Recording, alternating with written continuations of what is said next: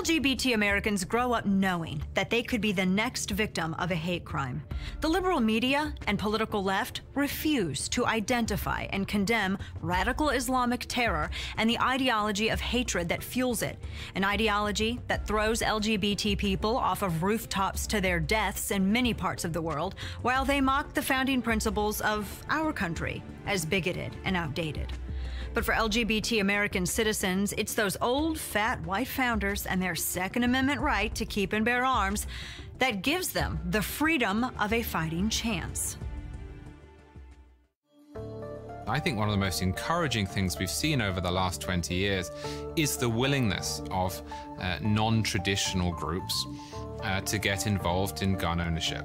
Not only in the NRA, but across the country, gun ownership is breaking barriers in terms of race and gender. Second Amendment rights are especially relevant to anyone who's disenfranchised or discriminated against or threatened. And when you talk about the LGBT community, we have seen examples of them being targeted, not only by bullies and punks, but by ideological killers like the person in Orlando. What happened in Orlando was not the first case of a terror attack against the gay community. This was not the first attack. It won't be the last attack either. The management of the Shiloh shooting range in Houston, Texas, received an unexpected response when they reached out to the LGBT community in the wake of Orlando. It was a Sunday morning. We woke up. My dad and I were taking a pistol class together. We were talking, we needed to do something about this. We've got a good friend of ours who shoots here on a regular basis, and he's a gay man. His name is Ryan Thomas. I've had my license to carry for, a couple of years. After Orlando, things, heightened. Anytime that something like that is to happen in the community, it has an effect. We decided that we wanted to do something for Ryan's friends. And so we offered Ryan to, tell his buddies, tell his friends that they could come out here and get a free license to carry class. We figured at most Ryan might be able to get us 20 to 40 members of the LGBT community. And 653 signups later, we then found out just how social our friend Ryan was. As soon as it hit the news, it blew up like crazy. The phones were just ringing off the hook. The email server went down. It crashed. We had such a big response to it. I dreamed about phones ringing for the next 10 days because that's all that happened from the time I walked in the door till the time that I closed up the shop at night. We really thought it was going to be like 1 or 2 classes maybe, and it was just filling up, and we can only accommodate so many in any given class. I was shocked and surprised at the response that I got, not only from the community itself, but from the shooting community. I had licensed to carry instructors from all over the state send me emails and call me and ask if there was anything they could do, from teaching a class to just coming in and sweeping up brass behind the shooters. He got a lot of threats from people that, because he was trying to do it. So he actually had volunteers standing out here, standing in the sun, in the middle of Texas heat. Veterans. Pouring sweat to make sure that we were safe. What kind of smart guy threatens a shooting range? Exactly, yeah.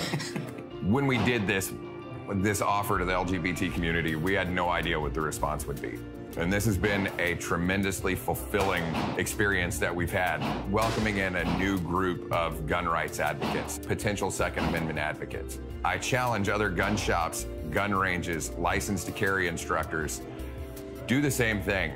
It's helped out more than what he could probably even ever imagine. It's not that hard to do. It's actually very safe.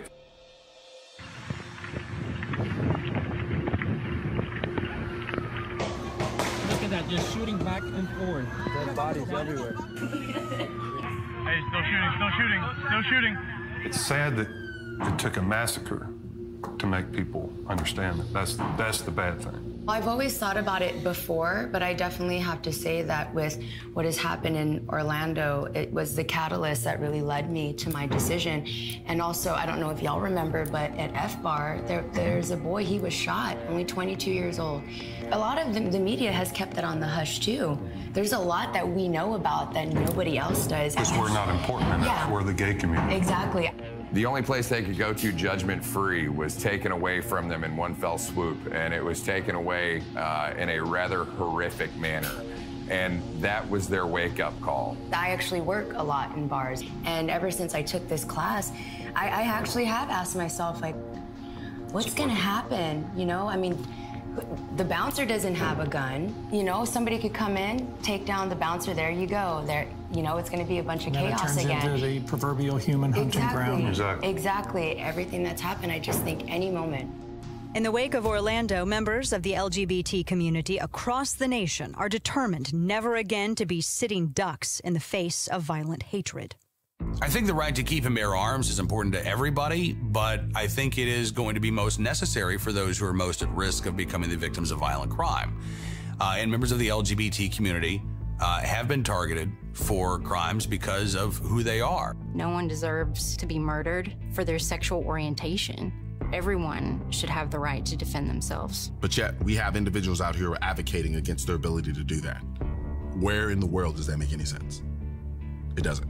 People can sit here and talk about equality 6 ways to Sunday, but you don't really believe in equality if you do not believe in the equal opportunity of self-defense. And denying a group the ability to protect themselves, that to me is the height of bigotry.